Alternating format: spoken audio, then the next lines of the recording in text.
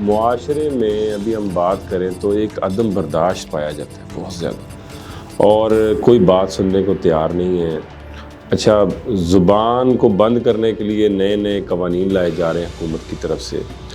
آپ کیا سمجھتے ہیں کہ ابھی یہ عدم برداشت کا یہ جو ابھی ایک بیماری پھیلتی جا رہی ہے، اس کو کیسے روکا جا سکتا ہے؟ وجاہ صاحب، پہلی سیلری کتنی تھی اور وہ جو پیسے آپ کو ملے، پہلی تنخواہ آپ کی، پہلی انکم، وہ کہاں خرچی آپ نے اور کتنے خوش تھے آپ اس دن؟ لنڈن سے وجاہ صاحب آپ نے ایل ایل ایم کیا، وہ ایل ایل ایم کرنے کی وجہ کیا آپ کا شوق تھا، یا ضیاء صاحب کے دور میں جو صحافیوں پر تشدد اور ساری چیزیں ہو رہی تھی وہاں سے بھاگ کر گئے اور پھر ایل ایل ایم کر لیا، یا سوچ کے گئے کہ ایل ایل ایم کرنے جا رہا ہے؟ جوانی میں آپ کو کبھی کسی سے محبت ہوئی ہو اور عشق ہوا ہو، کسی کی زلفوں کے اسیر ہوئے ہوں، کچھ ایسا واقعہ ہم سے شیئر کریں۔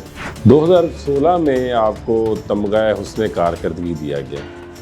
آپ کو ایک جو انویٹیشن تھا اس کے ساتھ یہ بھی بتایا گیا کہ ڈریس کوڈ ہے کہ آپ نے جناح کیپ پہننی ہے، ساتھ شیروانی پہننی ہے، تو آپ نے بالکل منع کر دیا، میں یہ نہیں پہنوں گا۔ ایک تو وہ نہ پہننے کی ریزن کیا تھی، پھر آپ نے سوٹ اور ٹائی پہنی۔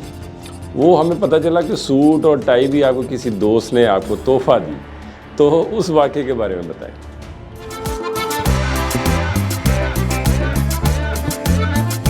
3 اگست 1966 کو گجرانوالہ میں پیدا ہونے والے وجاہت مسعود، دنیا جنہیں انسانی حقوق کے کارکن، تجزیہ نگار، کالم نگار، صحافی اور نہ جانے کتنے حوالوں سے جانتی ہے، لیکن اصل میں وجاہت مسعود ہیں کون؟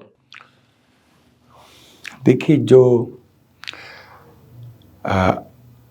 رسمی طور پہ شناخت مجھے پسند ہوگی تو پاکستان کا شہری ہونے کی ہے۔ خوبصورت، ٹھیک ہے، باقی باتیں تو بعد میں آتی ہیں۔ اس کے بعد پاکستان کا شہری ہونے کے ناطے ہم پہ ایک فرض عائد ہوتا ہے کہ اس ملک میں ہم سے پہلے گزرنے والی نسلوں نے بہت سخت حالات دیکھ کے، اچھا یا برا، یہ پاکستان ہمیں سونپا ہے، اور یہ ہماری ذمہ داری ہے کہ اگر انہوں نے ہمیں اپنی پوری نسل، اپنا پوری عمر جو ہے اس میں صرف کر کے اس کو تھوڑا بہتر کر کے ہمیں دیا ہے، تو ہم بھی اس میں کچھ فرق ڈالیں۔ فرق ڈالنے کے لیے سیاسی کارکن ہو سکتا ہے، استاد ہو سکتا ہے، صحافی ہو سکتا ہے۔ میں نے یہ سب ان سب حیثیتوں میں اپنی بساط کے مطابق کام کیا، لیکن میں آپ سے عرض کروں کہ بنیادی شناخت پاکستان کا شہری ہونے کی ہے، اور بنیادی جو تعلق ہے وہ پاکستان کے عوام سے۔ بالکل ٹھیک ہے۔ وجاہ صاحب، بچپن کا کوئی ایسا واقعہ جو آپ کو یاد دلاتا ہو کہ یار میرا بچپن بڑا خوبصورت تھا؟ ہر کسی کی یادیں ہوتی ہیں، آپ کی ایسی کوئی یاد جس پہ آپ کو کہے کہ یار یہ بچپن کاش واپس آ جائے؟ میں بہت خوش نصیب ہوں برادر کہ میرے بچپن میں تو یہ کہ مجھ پہ کبھی تشدد نہیں ہوا گھریلو، حتیٰ کہ اسکول میں بھی، سرکاری اسکول تھا تو آپ کو پتہ ہے تشدد تو ہاں جی نارم ہوتا ہے۔ جی جی، even there I was quite lucky, نہیں ہوا۔ میری اپنی یہ رائے ہے کہ تشدد سے انسان کی شخصیت ہی تباہ نہیں ہوتی، اس کی نفسیات کا مزاج، اور پھر وہ یہ جو تشدد ہے یہ جو کجربی پیدا کرتا ہے ذہن میں، جو منفیت پیدا کرتا ہے، پورے معاشرے میں پھیل جاتا ہے۔ جی، تو اس لحاظ سے مجھے بزرگوں کی شفقت، اساتذہ کی بے پناہ محبت اور دوستوں کی مہربانیاں سب نصیب ہوئی۔ واقعہ آپ نے پوچھا تو میں ایک چھوٹا سا واقعہ بیان کر دیتا ہوں۔ ہمارے گھر سے کہیے کہ کوئی آدھے گھنٹے کے پیدل فاصلے پہ عید کا میلہ لگتا تھا، جی، جس میں مجھے نہیں معلوم کہاں کہاں سے لوگ، قریبی قصبوں سے، گاؤں سے، کوئی مٹی کے کھلونے بنا کے، کچھ کوئی اس کو کھانڈ کے کھلونے کہتے جی جی تھے، کچھ اس طرح کی چیزیں، پھر کچھ جھولے، کچھ یہ. تو میں اتنا چھوٹا تھا کہ جسے گود میں اٹھایا جا سکے. بالکل صحیح. تو مجھے یاد ہے کہ میں نے ایک طوطا خریدا. اچھا جی. ہوگا 4 آنے کا 6 آنے کا. لیکن جب تک وہ میں بزرگوں کے کندھوں پہ بیٹھ کے گھر کے قریب پہنچا تو معلوم ہوا کہ طوطا غائب ہے. غائب ہے.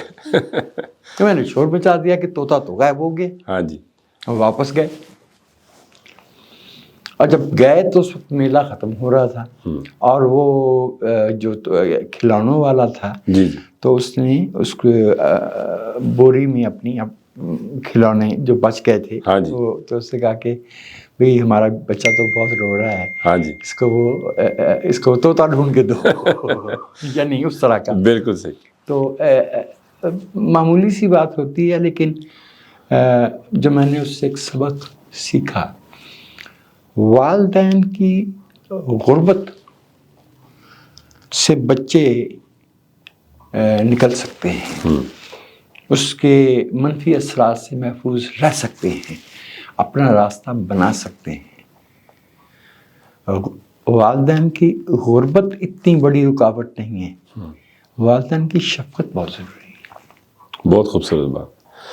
وجاہ صاحب آپ کی لہجے میں انتہائی مٹھاس، خوبصورت بات کرتے ہیں، تلفظ بڑا شاندار. یہ کہاں سے آپ نے سیکھی؟ اس کی ایک دلچسپ کہانی ہے بھائی. کوئی 18-17 کی عمر تک تو میں گجرانوالہ میں تھا. جی. اچھا، گجرانوالہ کا ایک اپنا مزاج ہے. ہاں جی. جیسے بالکل لائل پور کا، فیصل آباد کا یا سیالکوٹ کا ایک اپنا مزاج ہے. تو گجرانوالہ میں اردو بولنا جو ہے وہ اب تو سمجھے کہ اپنے پیچھے بلا لگا لینا. جی جی. تو جملہ بولنے ہی نہیں دیتے تھے. جی. ساتھ ہی اس کے جو ہے نا وہ پھپیاں اور مذاق اڑانا اور یہ سب ہوتا تھا. تو یہ لاہور جب میں آیا 79 اور 80 جی میں، تو یہاں اتفاق سے جن بزرگوں نے دست شفقت سر پہ رکھا ان میں سے بیشتر اردو اسپیکنگ تھے. اچھا. ڈاکٹر مبشر حسن صاحب، جی بڑے نام. ڈاکٹر مہدی حسن، حسین نقی، علی رحمان، بہت بڑے نام. تو یہ ڈاکٹر پروفیسر اسرار احمد. جی. اساتذہ میں یونیورسٹی سجاد باقر رضوی صاحب. جی. تو پھر کہیں وہ ایسے مواقع بھی آئے کہ ہم تو ان اساتذہ سے پڑھ کے آئے تھے جو ڈاروین کو ڈارون کہتے تھے. ہاں جی. بالکل صحیح. ٹھیک ہے. تو شرمندگیاں بھی ہوئیں، لیکن میں سمجھتا ہوں کہ تلفظ معنی پہ حاوی نہیں ہے. بالکل صحیح. بہت اچھے تلفظ سے بے معنی یا منفی یا بری بات کہی جا سکتی ہے. جی جی. لیکن بہت اچھی بات میں اگر تلفظ کسی حد تک اتنا جتنا ہم اپنے چونکہ ماں باپ سے کانوں کے ذریعے زبان سیکھتے ہیں، جی جی، تو تلفظ میں وہ اثرات تو آئیں گے. جی جی. ہمارا کوئی سندھی بہن بھائی بات کرے گا تو سندھی کا لہجہ آتا ہے، پختون ہم وطن بات کرتے ہیں پختون لہجہ آتا ہے، کسی طرح پنجابی میں آتا ہے. جی. لیکن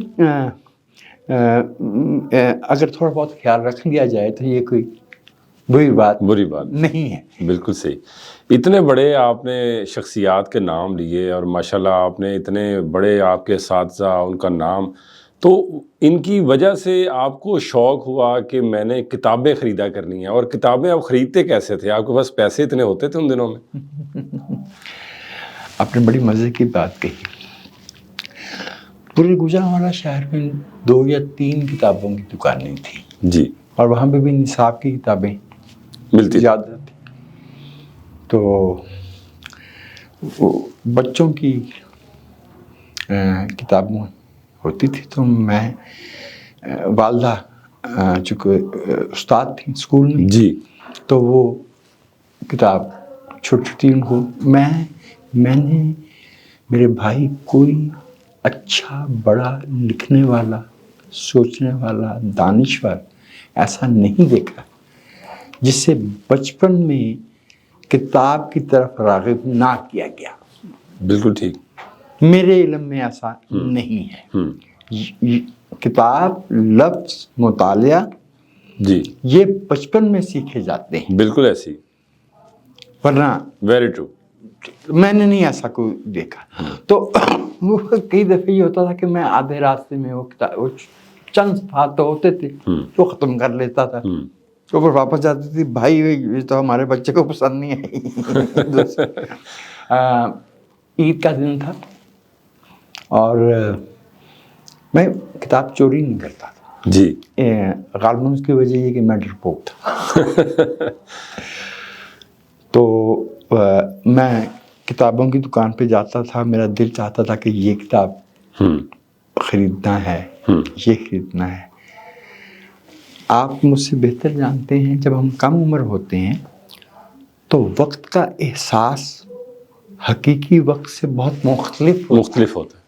ویری ٹرو. 2 مہینے جو ایسے معلوم ہوتے ہیں گویا کوئی 2 برس ہیں، اور 2 برس معلوم ہوتے ہیں گویا 1 مہینہ گزرا. کچھ اس طرح کی معاملات چل رہے ہوتے. تو کچھ کتابیں ایسی تھی جو میرا خیال تھا کہ یہاں بہت عرصے سے پڑھی ہیں. جی. عبدالحمید ادم کی کوئی اچھا بہت چھوٹے مجموعے فیض صاحب کے 10-10 12 روپے. ایک غالباً افسانوں کا مجموعہ آیا تھا نشیب، تو اس کا وہ والا ایڈیشن جو پہلا ہمارے یہاں چھپا جی 82 یا 81 میں ان کا عبداللہ حسین صاحب کا. تو میں انتظار میں تھا کہ عید پہ پیسے ملیں گے تو یہ خریدوں، یہ کتابیں خریدنا ہے. اور میں نے انہیں الٹا کر کے رکھ دیا تاکہ کوئی پڑھ نہ سکے، نہ ان کو پوچھتا پڑھ سکے، نہ پہچان سکے تو نہ خرید سکے. میری باری آئے گی تو میں خرید لوں گا. تو 64 روپے میرے پاس تھے اور عید کی چھٹیاں ختم ہوئیں تو صبح جب دکان کھلی تو میں دکان کے تھڑے پہ بیٹھا تھا. اچھا جی. کھلنے سے پہلے. واہ. اور اس میں میرے خیال میں نقش فریادی خریدی تھی اور دست صبا. اچھا پھر وہ سب موسیقی ہو یا ادب ہو، بچوں کو ڈسکریج نہیں کرنا چاہیے کہ یہ تم کیا پڑھ رہے ہو، تم یہ دیکھو یہ کتنا اعلیٰ معیاری لٹریچر ہے، یہ کتنا اعلیٰ معیاری میوزک ہے، یہ سنا کرو، یہ پڑھا کرو. لیٹ دیم گرو. بہت اچھی بات. ان کے ذوق کے مطابق جو چیز انہیں دلچسپ لگے گی اسی سے وہ کچھ حاصل کر پائیں گے. بالکل صحیح. میں نے بہت بچے دیکھے، مثلا ساغر صدیقی، اب سادہ صاف بات، اس میں کوئی پیچیدگی نہیں ہے. عبدالحمید ادم جی. پھر ہمارے گھر میں وہ چونکہ خاص مسلک سے تعلق رکھتا تھا تو حفیظ جلندری صاحب کا شاہ نامہ اسلام جی یہ گھر میں تھا، اور بانگ درا تھی. اچھا جی. اچھا وہ بانگ درا میں جو ابتدائی نظمیں ہیں وہ تو ایسی ہیں کہ 8 سے 10 برس کی عمر کے بچوں کو سہولت سے سمجھ آ جاتی ہیں. جی جی. تو میرے خیال میں وہ والدین جو اپنے بچوں سے یہ کہتے ہیں کہ آپ نے صرف نمبر لینے ہیں، ہاں جی، آپ نے صرف ٹاپ کرنا ہے، آپ نے نصاب سے ہٹ کے کتاب، وہ اپنے بچوں پہ ظلم کر. بالکل صحیح. وجاہ صاحب آپ لاہور آ گئے، ابھی آپ نے بتایا بھی جی سی میں آپ نے پھر ایڈمیشن لیا، آپ بھی اولڈ رابینز میں آپ کا شمار ہے. ہمیں پتہ چلا کہ آپ ان دنوں بیک بینچر تھے، بیسیکلی سب سے پیچھے بیٹھتے تھے، اور آپ کے ایک استاد نے آپ کو کہا کہ یہ جو پیچھے بیٹھا ہے یہ دیہاتی نما لاہور میں آ گئے ہیں اور ان کو تو اردو بولنا بھی نہیں آتی. تو وہ کیا واقعہ تھا اور پھر آپ نے کیسے یہ 2 الگ الگ استاد تھے جی. ایک ان میں واقعی بہت ہی نفیس استاد تھے جی، ان کا اسم گرامی تھا رشید احمد خان، عارف خان صاحب کے نام سے بالکل جانے جاتے تھے. بہت ہی جسے کہنا چاہیے کہ نایاب استاد تھے. वो توقع کر رہے ہوتے تھے کہ میں اچھا پرفارم کروں گا. بالکل ٹھیک. تو میں ذرا کاہل تھا اور ان کی توقعات پہ اکثر پورا نہیں اترتا تھا. ٹھیک ہے. لیکن محبت وہ بہت کرتے تھے. یہ جو دیہاتی ہو اور آگے ہو، یہ ایک اور استاد تھے. اچھا جی. اور وہ بیسیکلی اس لیے یہ کرتے تھے کہ ان کے ہاں تعصب یہ پایا جاتا تھا کہ ہم لوگ جو قصبات سے اور دیہات سے آئے ہیں، first English language was a dark continent. اس میں کہتا خوف آتا تھا جی. جتنی بس اگر ہمیں انگریزی میں روکنا پڑ جائے تو جتنی دیر میں ہم چڑیا گھر کے پاس بس کو انگریزی والے میں بس والے سے تب تک وہ جا چکی ہوگی تو جی پی او پار کر جاتی. وہ استاد ہماری حوصلہ شکنی کے لیے کہتے تھے. صحیح. تم ایئر کہنے والے نہ تمہیں زبان آتی ہے، نہ تمہارے ماں باپ نے کبھی لٹریچر کا نام سنا تھا، اب تم انگریزی اختیاری پڑھو گے. مطلب ان کا یہ تھا کہ یہ جو 7 بچے آئے ہیں جی انگریزی اختیاری پڑھنے، اگر یہ بھی بھاگ جائیں جی تو میں وہ وقت بھی جو ہے وہ بدل سے بیٹھ کے، وہ 2 الگ ساتھ تھے اور ایک ہی ادارے میں تھے. بالکل ٹھیک ہے. تو آپ نے یہ جو آپ کو انگریزی پہ جو تانا ملا، آپ نے پھر ہمیں پتہ چلا کہ آپ نے پھر ایک بک خریدی، اس کو پھر یاد کیا راتوں رات. نہیں راتوں رات تو نہیں کیا بھیا. ابھی انتقال ہوا مرحوم خالد احمد صاحب جی. یہی ان کے ساتھ بھی گزری تھی. وہ تو فیض صاحب نے کہا نا کہ اجداد پہ جو گزری ہے، جی جی، تو وہ تو یہ تو نسل در نسل جھگڑا تھا. بالکل. تو وہ عارف ہائی اسکول میاں میر سے پڑھے تھے، تو ہم اس سے بھی پیچھے کے کسی قصباتی اسکول میں پڑھے تھے جو اصل میں متروکہ مندر تھا. اچھا جی. اس میں تالاب بھی تھا. جی جی. اس میں وہ گھنٹی والا جو چبوترا ہوتا ہے وہ بھی تھا. اس میں عبادت کرنے کی جگہ بھی تھی. تو جب یہ اس طرح کے تانے ملنا شروع ہوئے، اور پھر یہ بھی تھا کہ واقعتاً اگر آپ ڈکشنری ساتھ رکھ کے انگریزی پڑھنے کی کوشش کریں تو 8ویں 10ویں لائن کے بعد آپ تھک جاتے. معنی بھی آپ کو اچھا ہو. وہاں اس شہر میں کوئی، مجھے 1 سے زیادہ ایسے لفظ یاد ہیں کہ میں شہر بھر میں جس کے بارے میں پتا چلا کہ وہ پڑھا لکھا ہے تو ان کے پاس جا کے پوچھا گیا تو ان کو نہیں معلوم تھا. جی. ہاں مثالیں کیا دوں. تو پھر میں نے یہ کیا کہ میں نے ہمارے سرمد بشیر، آپ کو یاد ہے صحافی، ہمارے یہاں مسئلہ جی جی تھوڑے سے بڑے، جی جی 2-4 سال، ان کے والد نے ایک کتابستان انگریزی سے اردو ڈکشنری جی مرتب کی تھی. جی جی. وہ بڑی پاپولر تھی، خاص طور پہ ان لوگوں میں جن کے لیے لینگویج جو تھی وہ پرابلم تھی. میں نے وہ خریدی. صحیح. اور اس میں 27 حروف ہیں. ہاں جی. تو 27 اس کے وہ حصے کیے. ہاں جی. ان کو باندھا، ان کو رٹا لگانا شروع کر دیا. ہاں جی. بائی دا ٹائم میں A, B اور C کے آخر تک پہنچا تو انگریزی کے حروف میں جو ترتیب پائی جاتی ہے وہ میرے لاشعور میں آ گئی. واہ. تو مجھے معلوم ہو گیا کہ اگر یہ جو اے کے بعد ایک کانسوننٹ کے بعد ای آئے گا جی تو یہ اے سافٹ ہو جائے گا. اگر بعد میں باول نہیں ہے تو it has to be hard. یہی سین کی آواز کب دے گا اور کاف کی آواز کب دے گا. پھر کچھ مسئلہ نہیں تھا. تو 2-3 مہینے لگے تو گھر والوں سے کچھ گالیاں بھی پڑی کیونکہ وہ ہمارا تو بڑا مذہبی گھرانہ تھا جی. تو وہ پیانو کی ایک پینسل ہر روز جو تھی نا وہ ختم ہو رہی تھی. لکھ کے چکو میں لکھ کے ہاں جی یاد کرتے اس کو. تو وہ نیچے سے ایک ابا کے بھائی نے دوسرے سے کہا کہ وہ یہ کیا مسئلہ، لوگوں کی پینسلیں گم ہوتی ہیں، ٹوٹتی ہیں، اور ان کی ختم ہو رہی ہے. ایک پینسل جو ہے نا وہ ختم کر رہا ہے، یہ کر کیا رہا ہے. وہ اوپر آئے, نیچے گئے, انہوں نے کہا کہ وہ تو ڈکشنری یاد کر رہا ہے. انہوں نے یہ بڑی گالی دی اور کہا میرا خیال تھا کوئی نیک کام کر رہا ہوگا. صحیح. مجاہد صاحب, پہلی سیلری کتنی تھی اور وہ جو پیسے آپ کو ملے, پہلی تنخواہ آپ کی, پہلی انکم, وہ کہاں خرچی آپ نے اور کتنے خوش تھے آپ اس دن؟ 2820 روپے بیسک تھی. ٹھیک ہے. اور ہاؤس رینٹ وغیرہ ڈال کے 4200 روپیہ بنتا تھا. جی. تو اس سے ایک تو فوم کا گدا خریدا تھا. اچھا جی. 5 گولڈ فلیک کے سگریٹ خریدے تھے. اچھا جی. اور ایک صابن خریدا تھا. صابن دانی کے لیے پیسے نہیں بچے تھے. ٹھیک ہے. تو اس کے ریپر پہ اس کو رکھ لیا تھا. بالکل ٹھیک. اور جس سے شادی کرنا تھی اس کو اسی رات جو ہے نا وہ رکشے میں بٹھا کے گھر لے آیا.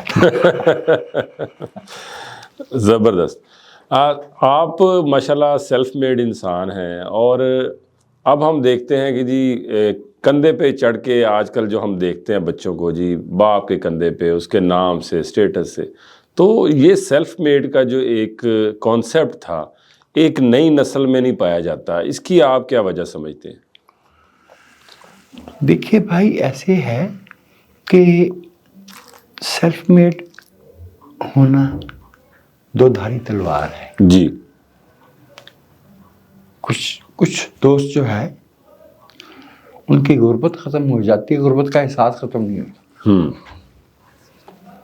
اور کچھ کو زندگی کے اونچ نیچ میں غربت کا احساس ہی نہیں ہوتا کہ یہ کیا تھی. جی. پتہ ہی نہیں چلا بالکل کب بے روزگاری ہے.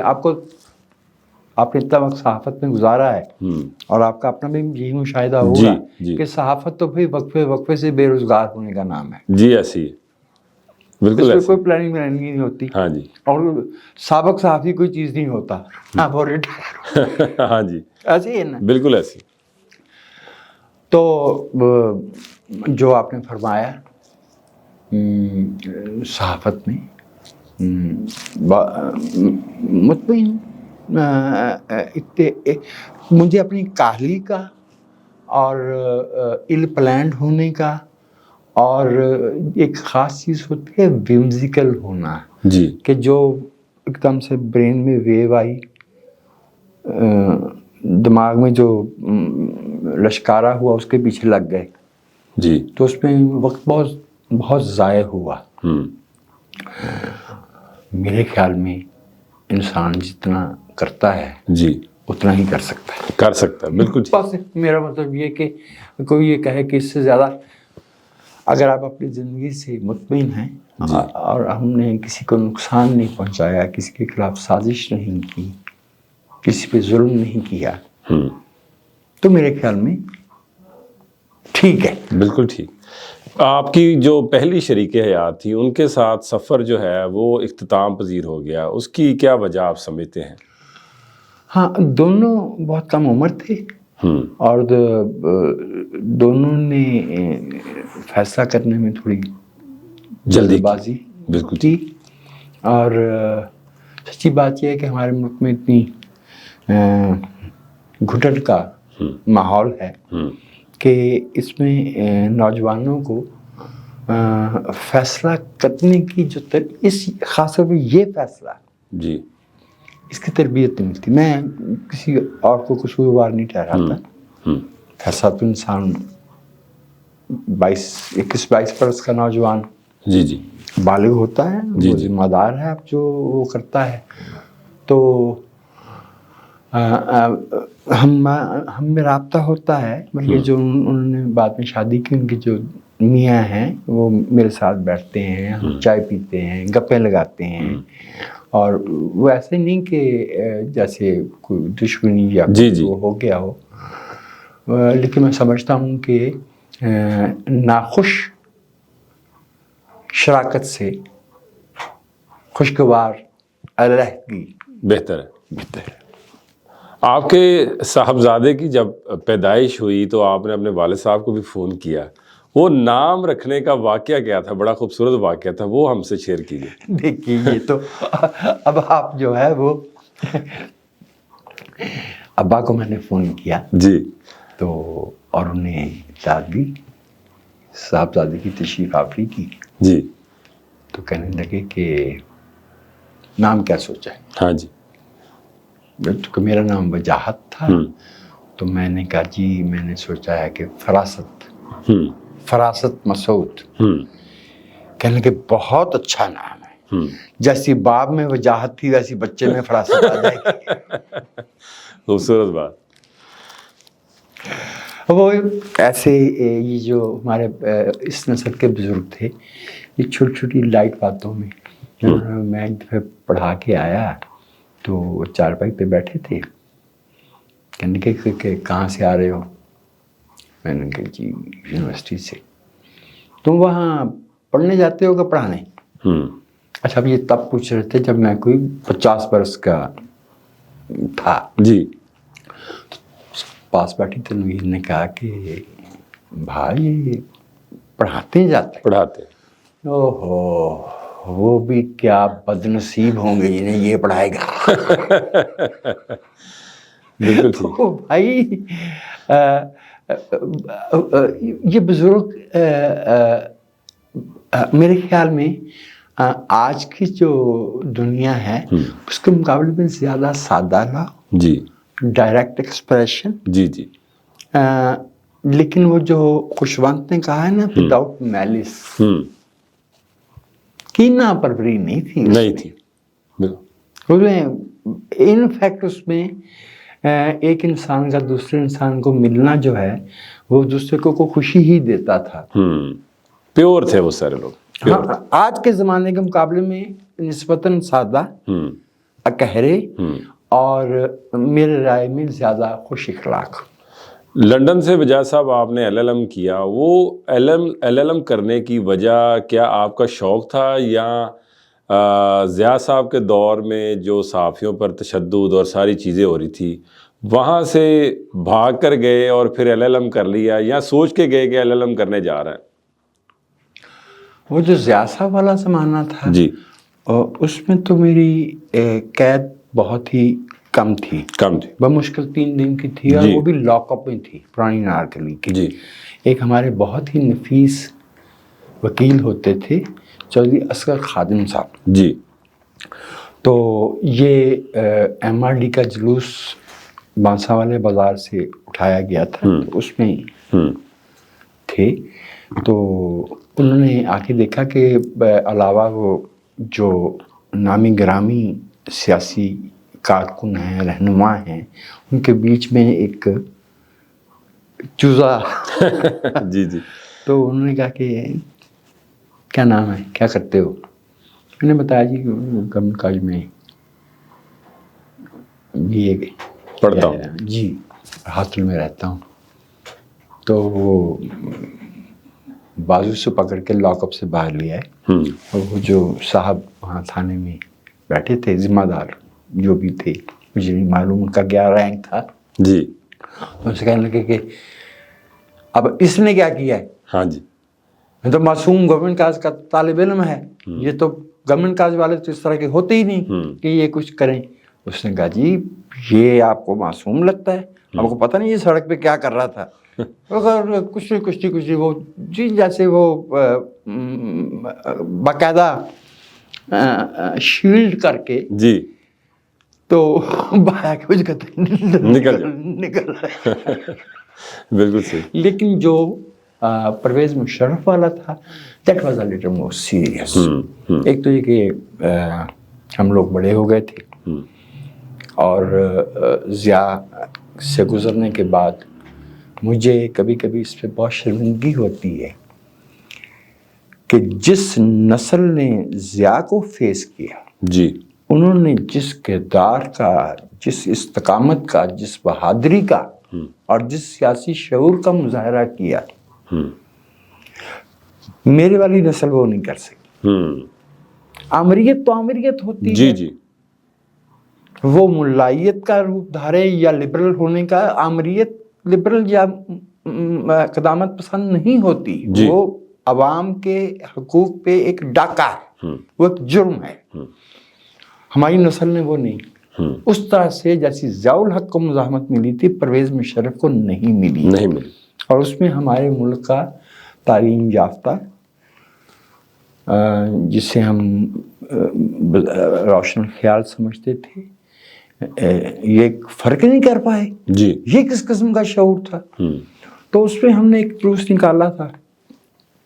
ये पंजाब असम्बली के वो जो साथ में आपने देखी होगी वो खाली सी सड़क। जी।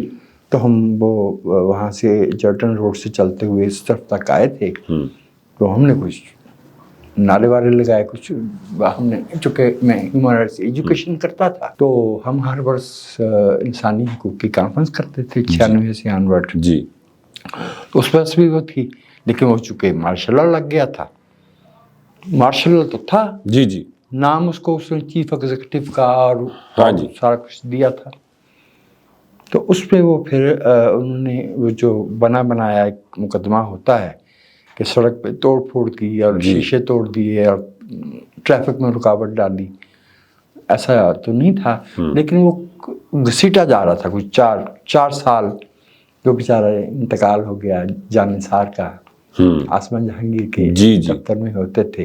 हमारी जमानत दी थी मोहतरमा हिना जिलानी ने। अच्छा। और हमारे बिहाफ पे पेश हुए थे जो बाद में पंजाब के चीफ जस्टिस बने, मलिक अनवारुल हक साहब जी। बहुत उस वक्त उनसे मोहब्बत का रिश्ता था। जब वो सरकारी मनसब पे आए हम पिछड़ जाते थे, क्योंकि सरकारी मनसब की हसासियत होती है। वो ये जब ये बिलाखिर ये किस्सा ख़त्म हो, जब हम जाते थे तो जो जितने जानने वाले वकील थे वो चूँकि मेरे पे भी था और तनवीर पे भी था, क्योंकि दो ही ऑर्गेनाइजर थे। जी जी। तो वो पूछता था कि क्या हुआ, तो मैं कहता था इसने मुझे मारा है तो मैंने इस पर मुकदमा किया हुआ है। यानी लाइट नोट पे चल रहा था, तो इसलिए कि समझ आ रही थी कि वो जज भी जो है ना वो उसको मालूम है कि ये सियासी है। हाँ और ये बना बनाया टेम्पलेट पे बना हुआ केस है। तो मैं जब फारग हुआ तो इस बीच में वो मेरा कुछ थोड़ा सा एक जज्बाती मामला भी चल रहा था। तो पाकिस्तान में इनफैक्ट मैं बहुत मायूस हुआ था रोशन ख्याल तबके से। जी। मैंने कहा था ये अगर इस मुल्क के लिबरल ये हैं तो फिर बाकियों से हम क्या तो करें। तो वो मैं गया यहाँ से बाकायदा दाखिला लेके ही गया था लीड्स यूनिवर्सिटी में, और ह्यूमन राइट्स और यूरोपियन इंटरनेशनल लॉ ही में LLM करने गया था। ये भी मालूम था कि प्रैक्टिस वगैरह तो नहीं करनी चाहिए, तो मैंने तो LLB नहीं किया था। वो एक एकेडमिक डिग्री होती है। तो वो ली, और उस दौरान में यहाँ शायद खबर ना हो, हमें वहाँ मालूम हो रहा था कि परवेज़ मुशर्रफ का 1968 आ गया है। अच्छा जी। अब आप कहेंगे 1968 क्या है? जी जी। ये इस्तारा होता है जब डिक्टेटर फौज के इदारे पे बोझ बनना शुरू हो जाता है। तो फिर उसके लिए एक याह्या खान आता है। बिल्कुल ठीक। फिर याह्या खान के लिए गुल हसन आता है। फिर ज़ियाउल हक साहब के लिए भी क्यों आता है। फिर परवेज़ मुशर्रफ साहब के लिए भी क्यों आता है। बिल्कुल। तो 2006 में परवेज़ मुशर्रफ का 1968 शुरू हो गया। तो हमने कहा चलो फिर उठाओ ढोल और ताशियार, चलो। हम इस उम्मीद पे भी आए कि सितंबर में आया था 2006 में, और 14 मई जिसे हम कहते हैं कि इंसान मुड़ के देख कर कहे कि मेरी ज़िंदगी के अच्छे दिनों में से कौन सा दिन अच्छा। 14 मई 2006 जिस दिन मोहतरमा बेनज़ीर भुट्टो ने और मियां नवाज शरीफ ने मिसाक जमहूरियत पे दस्तखत की। बिल्कुल जी। मेरी राय में 73 के आइन के बाद हमारे मुल्क की सियासी और जमहूरी गुफ्तों की वो दूसरी बड़ी कामयाबी थी। तब तक थी। उसके बाद जो 18वीं आईनी तरमीम हुई है वो भी उसी सफ में आती है। लेकिन वो जाहिर है 6 और 10 4 बरस बीच में आते हैं, और मुहतरमा की शहादत बीच में आती है। तो हम बहुत पुरुमीद थे कि ये जो सियासतदानों को और सियासी कुत्तों को एक दूसरे से लड़ा के खेल तमसील नाटक किया जाता है, इससे हम निकल आएंगे, लेकिन नहीं निकल सके। انہوں نے صلح کی، انہوں نے نرسری سے تیسرا گملہ نکال لی. بالکل ٹھیک، بالکل صحیح. جوانی میں آپ کو کبھی کسی سے محبت ہوئی ہو اور عشق ہوا ہو، کسی کی زلفوں کے اسیر ہوئے ہوں، کچھ ایسا واقعہ ہم سے شیئر کریں؟ جو لوگ اس تجربے سے گزرتے ہیں وہ اس کی تفصیل نہیں بیان کرتے. اس کی وجہ میں آپ سے عرض کر دوں کہ یہ ایک تو پرسنل امانت ہوتی ہے. جی ٹھیک ہے. اور دوسرا یہ ہے کہ جس میں حوصلہ ہے وہ اس راستے سے گزر کے اس کی اونچ نیچ، اس کی خوبصورتیاں، اس کی آزمائشیں دیکھ لے. میں بس اتنا کہوں گا کہ اس زاویے سے میں زندگی کا احسان مند ہوں. احساس سے محرومی نہیں ہے. جو چاہا وہ ملا، اپنی بساط سے بڑھ کے مہربان رہی. 2016 میں آپ کو تمغہ حسن کارکردگی دیا گیا. آپ کو ایک جو انویٹیشن تھا اس کے ساتھ یہ بھی بتایا گیا کہ ڈریس کوڈ ہے کہ آپ نے جناح کیپ پہننی ہے، ساتھ شیروانی پہننی ہے، تو آپ نے بالکل منع کر دیا میں یہ نہیں پہنوں گا. ایک تو وہ نہ پہننے کی ریزن کیا تھی، پھر آپ نے سوٹ اور ٹائی پہنی. وہ ہمیں پتہ چلا کہ سوٹ اور ٹائی بھی آپ کو کسی دوست نے آپ کو تحفہ دی، تو اس واقعے کے بارے میں بتائیں. شاید چونکہ ابا کپڑا بیچتے تھے جی، تو بد لباسی جو ہے وہ مجھے بہت زیب دیتی ہے. میں کچھ بھی پہن لوں، کچھ بھی پہن، وہ ایسے ہی ہو جاتا ہے. نہیں، اس میں وجہ یہ تھی کہ یہ جو پاکستان کی قوم کو جو ایک وفاق ہے جس میں 4 وفاق کی اکائیاں ہیں اور ٹیریٹریز ہیں جی، اور بہت تنوع ہے، ڈائیورسٹی ہے. اور ہم نے جس پاکستان میں آنکھ کھولی وہ آج کے پاکستان کی نسبت بہت فارورڈ لکنگ. جی، یہ اپنی کیٹیگری کے ممالک میں بہت اچھی مثال سمجھا جاتا تھا. جی، تو یہ جو اس پہ منافقت کی اور ایک خاص طرح کے جسے بند ذہن کی ثقافت کہا جاتا ہے وہ مسلط کی گئی. تو میں آپ سے عرض کیے دیتا ہوں، میں نے زندگی میں کبھی وہ چیز نہیں پہنی جسے وہ ویسٹ کوٹ کہتے ہیں نا. جی، نہیں پہنی. وہ ہوا یہ تھا کہ ضیاء صاحب نے تو اچکن لے کے آئے تھے نا. جی جی، تو وہ خاص عمر کے لوگ پہن سکتے تھے. اب نوجوانوں نے تو آپ کو پتا ہے 100 طرح کی اور بھی شغل ہوتے ہیں. جی جی، اب اس میں اچکن پہن کے آپ جو ہے وہ وحید مراد والے ڈائلاگ تو نہیں بول سکتے تھے. تو یہ جو ویسٹ کوٹ تھی یہ بنیادی طور پہ اچکن کی وہ تحریف تھی جو نوجوانوں کو بھی، تو جو بندے وہ ویسٹ کوٹ پہن لے اسے دیکھتے ہی معلوم ہو جاتا کہ politically ambitious G and conformist یہ ہے یہ صاحب. ٹھیک ہو گیا؟ بالکل ٹھیک. تو چونکہ زبان سے یا ثقافت سے دشمنی کیسے کی جا سکتی ہے؟ یہ تو نامیاتی چیزیں ہیں. جی جی، لیکن اگر کوئی ہم پہ ٹھونسے گا تو پھر پہلے وہ اپنی امپیریل یونیفارم جو ہے نا اس کی جگہ پہ وہ شلوار قمیض پہن کے آئے جو سینٹرل ایشیا سے حملہ آور پہن کے آیا کرتے تھے. پھر وہ نہ پہنے نا جی وہ والی یونیفارم جی جی جو برٹش اور یورپین ساؤتھ کے راستے یہاں لے کے آئے تھے. جی جی، تو وہ اس ملک کے عوام کا اس ملک کے ایک خاص گروہ کے ساتھ بنیادی تضاد ہے. جی، اس کے استارے بنتے ہیں. تو وہ اچکن سے انکار نہیں تھا جی، وہ کنفارم کرنے سے انکار. بالکل صحیح، بالکل ٹھیک. ورنہ مجھے تو میں نے تو بوٹوں کے فیتے باندھنا جو ہے وہ ایم اے کرنے کے بعد سیکھا. بالکل ٹھیک. تو مجھے تو ٹائی بائی لباس کے ضمن میں آئی ایم لیسٹ بادرڈ. بالکل ٹھیک. تو پھر آپ نے سوٹ پہنا اور ٹائی لگائی, وہ آپ کو کس دوست نے آپ کو دی کہ آپ پھر یہ پہن کے جائیں؟ راجہ ارشد تھے. بالکل ٹھیک. راجہ ارشد تھے. راجہ ارشد نے, اور ابھی بھی گھر میں جتنی بھی ٹائیاں ہیں, راجہ ارشد جو ہے وہ ہر 2-3 مہینے بعد ایک ٹائی جب وہ استری ہو کے آتی ہیں پھر وہ انہیں گرا لگا کے, تو وہ بس میرا کام جو ہے وہ اس کو گردن میں پھنسا کے کھینچ لینا ہوتا ہے. دوستیاں بالکل ٹھیک, بہت بڑی نعمت ہوتی, بہت بڑی نعمت ہوتی. سر اسی بات سے میں آپ سے یہ جاننا چاہوں گا کہ اگر آپ سے یہ کہا جائے کہ وجاہت مسعود صاحب کے 3 بہترین دوست کون سے ہیں, تو آپ سر کن کے نام لیں گے؟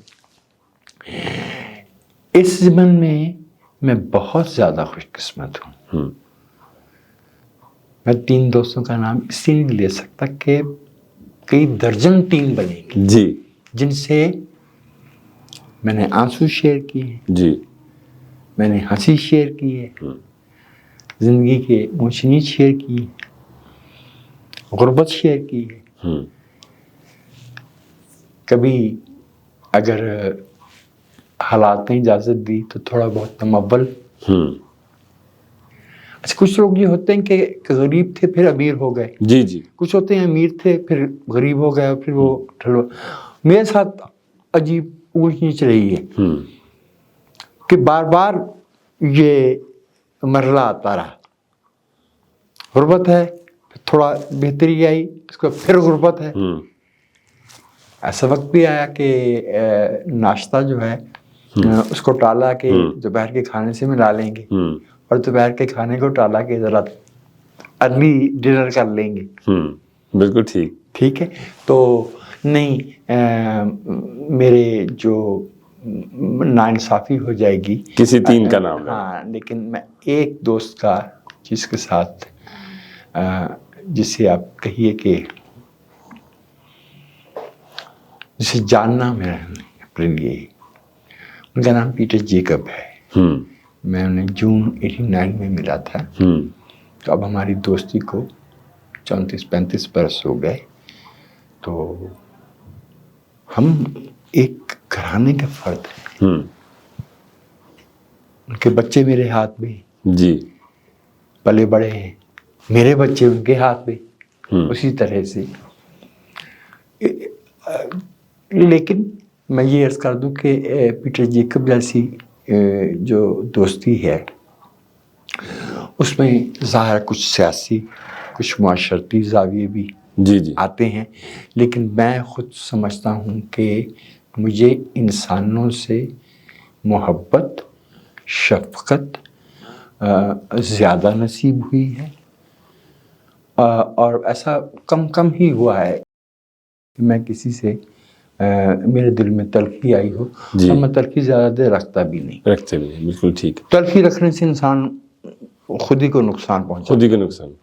ایک بڑا واقعہ پیش آیا کہ آپ ایک دفعہ اپنی سوسائٹی میں گھوم رہے تھے, تو آپ نے ایک سیکورٹی گارڈ سے پوچھا کہ یہ 40D کہاں ہے, تو آپ ڈھونڈتے رہے اور واپس آئے پھر اسی گارڈ کے پاس. آپ نے پھر اس سے پوچھا 40D کہاں پہ, تو یہ کیا واقعہ تھا؟ میں چونکہ گاڑی نہیں چلاتا, جی, چلا سکتا, چلانا نہیں آتی, موٹر بائک بھی نہیں چلانا آتی, تو مجھے راستے کو نہیں یاد رہتے نہیں ہوتے. راستے سے یاد ہوتا ہے جیسے گاڑی چلانا ہو یا جیسے کہیں جانا ہو. جی, میں تو زمین جمت نہ جمت گل محمد ٹائپ بندہ. بالکل ساتھ ہی گلی تھی ماڈل ٹاؤن میں, 99D تھا شاید, ہمارا 40D تھا.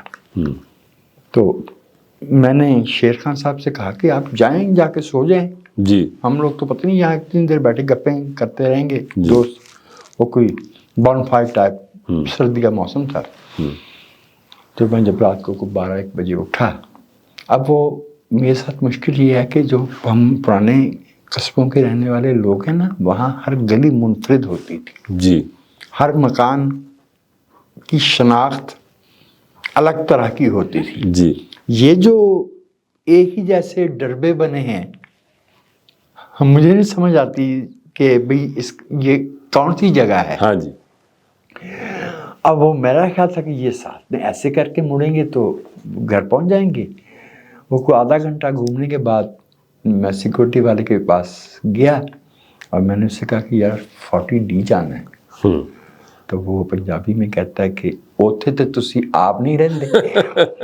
میں نے کہا بھائی رہتا تو ہوں لیکن اس وقت راستہ بھول گیا. یعنی اپنا گھر بھول گیا. جی ہاں, وہ تو میرا جی نے کہا تھا نا, نگری نگری پھرا مسافر, ہاں گھر کا راستہ. واہ. وہ میرا جی کا تو اور جی جی جی کیفیت اور تجربہ تھا. ہاں جی. لیکن یا ذرا سیکورٹی گارڈ کے ساتھ مکالمہ ہو رہا تھا. بالکل ٹھیک ہے. وجاہد صاحب, کبھی کوئی فین ملی ہوں آپ کو اچانک سے اور انہوں نے کہا ہوگا جی میں آپ کی بہت بڑی فین ہوں, آپ مجھ سے شادی کر لیں, کوئی ایسا انسیڈنٹ ہوا آج تک؟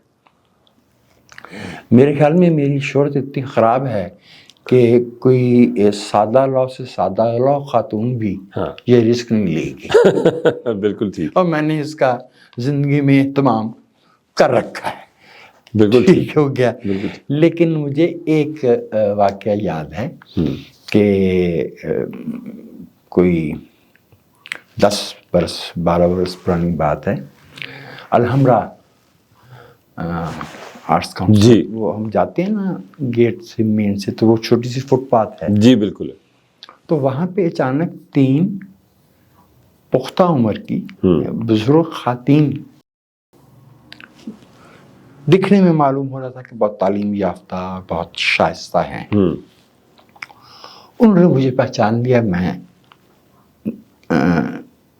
یعنی یک وقت آپ مجھے بہت بے باک آدمی بھی کہہ سکتے ہیں, لیکن میں کسی کو ہیرس کرنے یا کسی کو گھورنے والوں میں سے نہیں.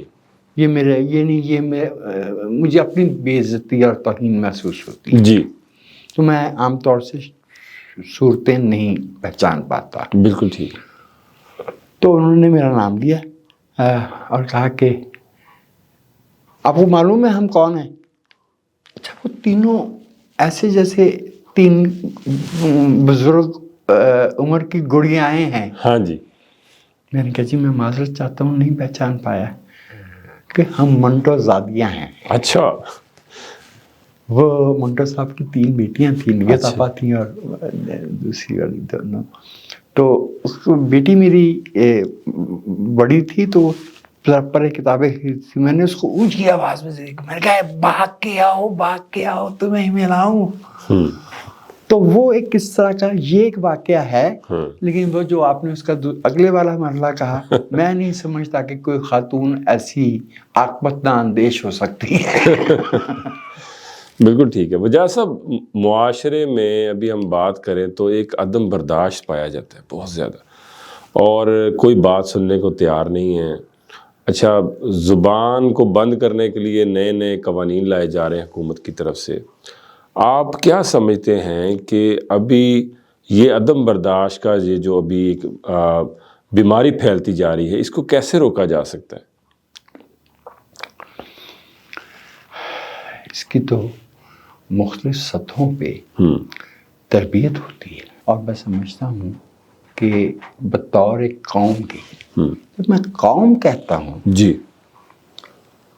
تو وہ اس پہ 3 اجزاء شامل کر لیجیے. جی. ایک تو یہ ٹیریٹری, یہ زمین ہے, جس رقبے کو ہم پاکستان کہتے ہیں. جی. ایک. دوسرا, اس پہ کچھ محکمے ہیں, ادارے ہیں. جی. وہ ہمارا سوشل کانٹریکٹ ہے, آئین ہے. تو آئین جو ہے وہ اپیٹومائز کرتا ہے ریاست کو. جی. اور جو تیسرا اور سب سے بڑا فریق ہے وہ عوام ہے. عوام, ریاست اور زمین, یہ مل کے قوم کی تشکیل کرتے ہیں. اور یہ ممکن نہیں ہوتا کہ کسی بھی ایک معاملے پہ کوئی 2 افراد بھی مکمل طور پہ متفق ہو. معاشرہ اختلاف رائے سے آگے بڑھتا ہے. جی. बशर्ते कि जो आप फरमा रहे हैं वो मैं सुनने के लिए तैयार हूँ, और जो मैं कह रहा हूँ वो आप जी सुनने के लिए तैयार हो। ये दो अफराद हैं ना, यही दो सियासी जमातों में ढल जाते हैं। जी हमारे यहाँ एक सादा सा तसव्वुर पाया जाता है कि हर बात पे इत्तेफाक होना चाहिए, मुकम्मल कंसेंसस।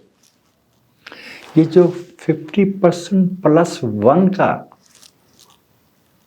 मेजॉरिटेरियन प्रिंसिपल है डेमोक्रेसी में, ये रखा ही इसलिए गया है कि जहाँ इख्तिलाफ राय हो उस पर मुनासिब बहस मुबाहसे के बाद गिनती कर लीजिए। बिल्कुल सही। वो पीरियाडिक है। डेमोक्रेसी में ना कोई मुस्तकिल अक्सरियत होती है ना अकलियत होती है, ठीक हो के मुआशरे में तरह तरह का तनव्वो पाया जाता है, सकाफत का,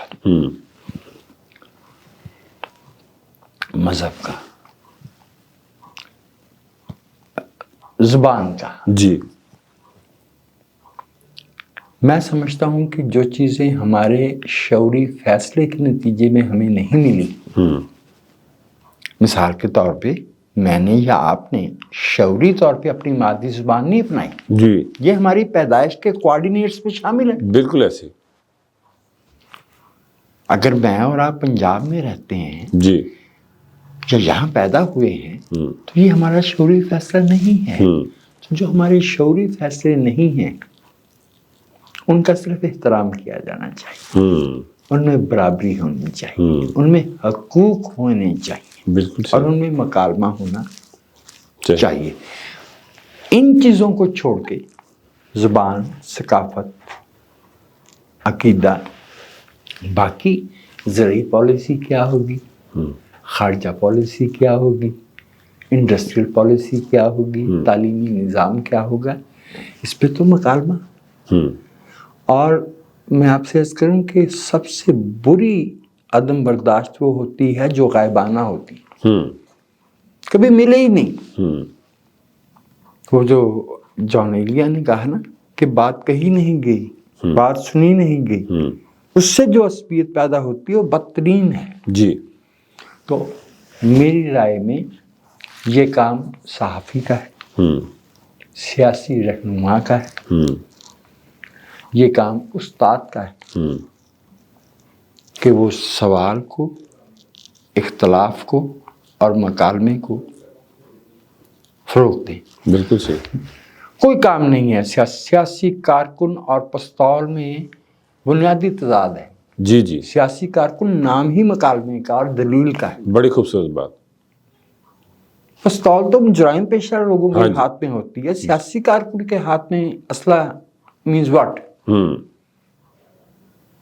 बिल्कुल ठीक। तो ये मेरे ख्याल में कुछ लोगों ने अपने कारोबार बनाने के लिए गिरोही तासुबात को बढ़ावा दिया है, और चूँकि हमारी खानगी की शरह इस वक्त हमारे मुल्क में बालिग नाखानदा मेरे भाई 10 करोड़ है,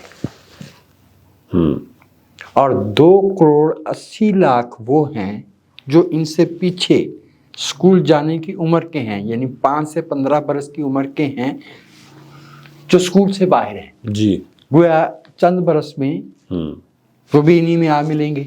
जी जी अब इन्हें भड़काना तो बहुत आसान है। तो जो हमारी तालीम हमारी तरजीहात में नहीं है, मेरी नज़र में ये हादसा नहीं है, या ये नहीं है कि वसाइल नहीं है, ये पॉलिसी है। जब लोग पढ़े लिखे ही नहीं होंगे, जब उनके पास तालीम ही नहीं होगी, तो फिर हम उनसे अल्फ बेस जीन इसके पीछे लग जाओ, XYZ के पीछे चले जाओ, ये बहुत नेक है, ये बहुत चोर है, वो फलान लुटेरा है, वो फलान डाकू है। जी बिल्कुल ठीक है। वजह साहब, अगले महीने 8 मार्च आ रही है और औरत मार्च का बड़ा एकदम से शोर आएगा, और वो ख़वातीन और कुछ ख़ास किस्म के गिरोह ये कहते हैं कि पाकिस्तान में ख़वातीन को वो हकूक़ नहीं दिए जा रहे, और वो फिर नारे ऐसे ऐसे प्ले कार्ड्स पे होते हैं। आप क्या समझते हैं کہ پاکستان میں خواتین کو واقعی حقوق نہیں مل رہے؟ دیکھیے ایک بات تو یہ ہے کہ اس برس چونکہ 8 مارچ رمضان ہوگا جی تو انٹرنیشنل ڈے تو خواتین کا 8 مارچ ہی 8 مارچ ہی، لیکن ہمارے ملک میں 12 فروری کی بھی ایک خاص اہمیت ہے، ٹھیک ہے، چونکہ 12 فروری 1983 کو ریگل چوک سے لاہور ہائی کورٹ تک خواتین کے جلوس پہ پولیس نے تشدد کیا تھا، بالکل جس میں جالب صاحب بھی تھے۔ جی تو 12 فروری پاکستان کی خواتین کی لمبی تاریخ ہے، جی اور یہ تاریخ جو ہے سر جی 1947 اور 1948 کے اپریل مئی تک جاتی ہے، افواہ جب بنی ہے۔ جی جی یس دنیا بھر میں عورت اور مرد میں فرق پایا جاتا ہے، امتیازی سلوک موجود ہے۔ میری نظر میں اس کا ایک بہت ہی سادہ اصول ہم سے بڑوں نے طے کر رکھا ہے کہ عورت اور مرد جسمانی طور پر مختلف ہو سکتے ہیں اور ہوتے ہیں، لیکن وہ صلاحیت میں، احترام میں، حقوق میں اور درجے میں، capabilities, dignity, rights and status اس میں ایک جیسی ہمارے پاس ثبوت موجود ہیں۔ جی جب اس ملک پہ جو ہے وہ کڑا وقت آیا ہے، ایک عورت کھڑی ہوئی ہے۔ میں آپ تو شاید اس وقت ظاہر ہے کہ اس عمر میں نہیں تھے کہ ہمارا ذاتی مشاہدہ ہو، لیکن کیا فاطمہ جناح ایوب خان کے خلاف نہیں کھڑی؟ بالکل کھڑی۔ یہ ہے قذافی اسٹیڈیم، یہاں پہ اس وقت شاید میچ ہو رہا ہوگا۔ جی جی اس کے دروازے پہ ہم نے محترمہ نصرت بھٹو کو لاٹھیاں کھاتے نہیں دیکھا؟ بالکل ایسے۔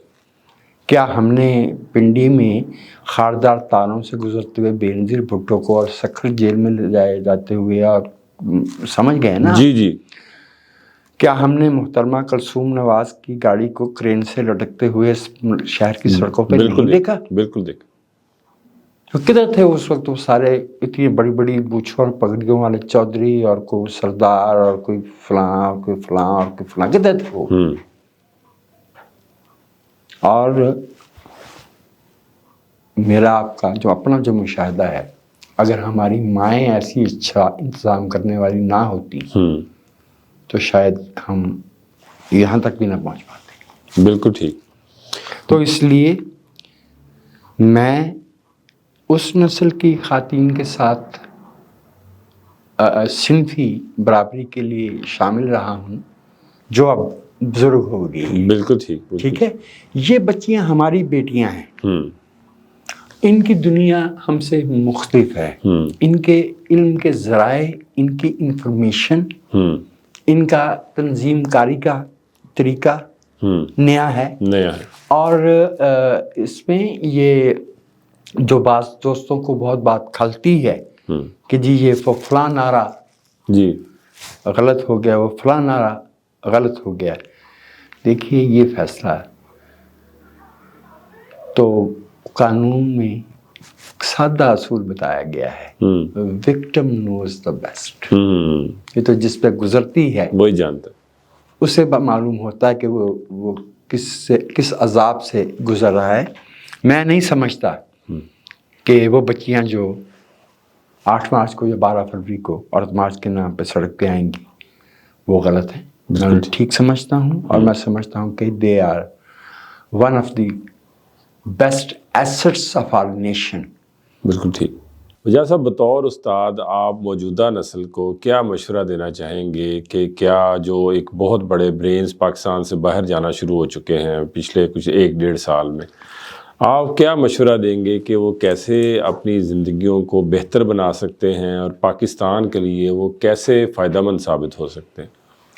میرا یہ مقام تو نہیں ہے کہ میں ان کو مشورہ دے سکوں، اور میں یہ بھی سمجھتا ہوں کہ یہ نسل جو میری نسل کے بچے ہیں یہ ہم سے زیادہ ذہین اور باصلاحیت ہیں.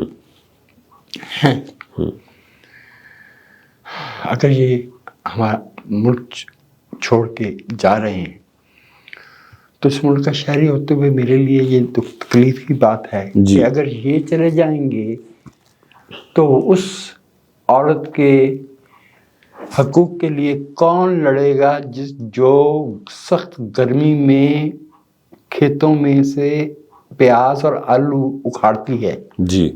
اس کی جھریوں میں بہتے ہوئے پسینے کی طرف کون دیکھے گا؟ اس بزرگ کی زندگی کا معیار بہتر بنانے کی کاوش کون کرے گا؟ جو سردی میں سردی سے اور گرمی میں گرمی سے لڑتا ہے. جی. اور جس کی زندگی اتنی سخت ہے کہ اس کی لائف ایکسپیکٹنسی اس وقت بھی جو ہے گلوبل لائف ایکسپیکٹنسی سے ہم بہت پیچھے ہیں. جی. وہ کہیں 82-83 پہ بیٹھے ہیں. دنیا ہمارے اپنے ہم خطے میں لائف ایکسپیکٹنسی زیادہ ہے. یہ لائف ایکسپیکٹنسی کیوں کم ہوتی؟ کوالٹی آف لائف سے. لیکن میں جب ان بچوں کے پوائنٹ آف ویو سے دیکھتا ہوں تو پھر میں اپنے آپ سے سوال کرتا ہوں کہ ہمارے پاس ان بچوں کو دینے کے لیے کیا ہے؟ کیا؟ میں سمجھتا ہوں، اور یہ اس پہ کوئی فخر کرنے والی یہ بات نہیں ہے، یہ شرمندگی ہے، یہ ہماری ناکامی ہے that this country has lost the capacity to absorb talent. صلاحیت اپنا امکان بروئے کار لانے سے قاصر ہے اس ملک میں. اب میری عمر کے لوگوں نے تو کہیں نہیں جانا. جی. انہوں نے، اور نہ ان کو اب شاید کوئی ضرورت رہی ہے، نہ خواہش رہی ہے. اب مجھے تو سیاحت کا بھی کبھی شوق نہیں رہا، صرف جہاں بھی کوئی گئے کام ہی سے گئے ہیں. جی. لیکن ان بچوں کو حق ہے ہنسنے کا. انہیں حق ہے جو ان کی صلاحیت ہے، جو ان کا امکان ہے، جو ان کا ذہن ہے، جو ان کی پیداواری صلاحیت ہے، اس سے پورا فائدہ اٹھانے کا. انہیں حق ہے کہ انہیں تحفظ ملے، انہیں حق ہے کہ انہیں آزادیاں ملیں، تعلیم ملے، انہیں تعلیم ملے. یہ میں نے اب مجھ سے تو میں نے عرض کی نا کہ تشدد برداشت ہی نہیں ہوتا. جی. وہ بچی 11-12 برس کی سے باپ اور ماموں نے قتل کیا ہے کوئٹہ میں. جی. یہ کوئی پہلا واقعہ ہے؟ جی. کسی کو نہر میں پھینک دیتے ہیں. اچھا، یہ وہ واقعات ہیں جو آپ جیسے اچھے صحافی ہائی لائٹ کر دیتے ہیں. یہ جو ڈے ٹو ڈے نارم کے طور پر ڈومیسٹک وائلنس پایا جاتا ہے، جی. اس کا کیا وہ کس حساب میں ہوگا؟ مذہب کے نام پر، مذہب کے نام پہ، رسم و رواج کے نام پہ. مجھے بہت شرم آئی. میں بعض باتیں دل آزاری ہونے کے اندیشے سے روک لیتا ہوں کہ یار کسی کا دل پتہ نہیں کون کس زاویے سے جی، یہ بات دے گا. لیکن میں یہ کبھی یہ دکھ نہیں بھولوں گا کہ 350 اسکول بچیوں کے صرف سوات ڈویژن میں جلائے گئے 2009 سے 2014 تک. ہمارے ملک کے وہ لوگ جو خود کو زہد و تقوی، دانش،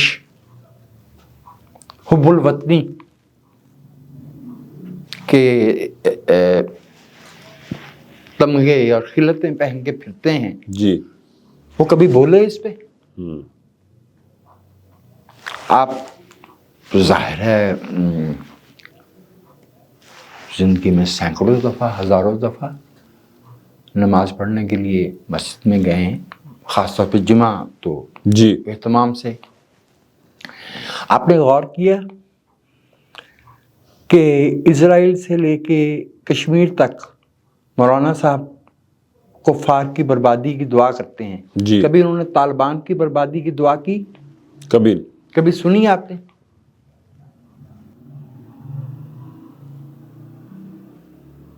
یہ جو डिप्टी मिनिस्टर फॉरेन मिनिस्टर थे अफगानिस्तान के। अच्छा, वो तालिबान की हुकूमत में अगर वजीर है तो वजाद मसूद तो नहीं होगा। जी जी लेकिन ये कि इंसान के अंदर कोई ज़मीर तो होता है। जी। उस गरीब ने क्या कहा है? उसने कहा कि बच्चियों के लिए स्कूल खोलो। चूंकि खुद तालिबान की जो क़यादत है, उनके बच्चे और बच्चियां गैर मुल्क में पढ़ रहे हैं। अफगानिस्तान की बच्चियों पे अगस्त 21 से, और मुझे वो चेहरे याद हैं पाकिस्तान के जो उस वक्त जाली वीलॉग बना रहे थे कि हम अफगानिस्तान से ये वीलॉग पेश कर रहे हैं। आपको याद होगा इस तरह से ऐसे ही हो रहा था ना। बिल्कुल। अब वो क्यों नहीं बोलते? उनकी अपनी बच्चियां तो बैरून मुल्क तालीम पा रही हैं और उनकी बच्चियां हमारी बच्चियां हैं, तो इसलिए बच्चियों से हमें कोई मखासमत नहीं है। लेकिन उनके बाप में इतना हौसला क्यों नहीं है, इतना ज़मीर क्यों नहीं है कि वो आवाज़ उठाए? दैट इज़ वाई मैं उन बच्चों को नहीं ये मशवरा दे सकता कि आप ना जाएं। यहाँ पे अनफॉर्चुनेटली अगर आप ज़हीन हैं, जो आपका बॉस है वो आपसे डरता है कि आप कहीं उसकी जगह ना लें। इनसिक्योर है।